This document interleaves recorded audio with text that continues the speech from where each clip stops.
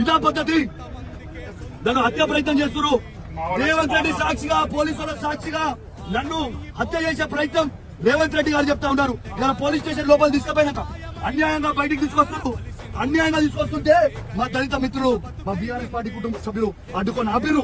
లేకుంటే వీళ్ళు ఇప్పటివరకే నన్ను చంపే ప్రయత్నం చేస్తుండే, ఇప్పటికే గుర్తు చంపదామని ప్రయత్నం చేస్తున్నారు. నేను స్ట్రేట్ అడుగుతున్నా, నేను సిఐ గారిని, కానిస్టేబుల్ గారిని సాక్షిగా అడుగుతున్నా. పోలీస్ స్టేషన్ తీసుకుపోయిన తర్వాత నన్ను బయటికి తీసుకొచ్చారు. దీనికోసం కావాలి.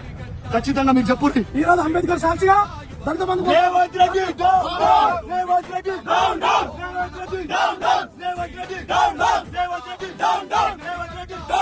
రేవంత్ రెడ్డి దళిత బంధు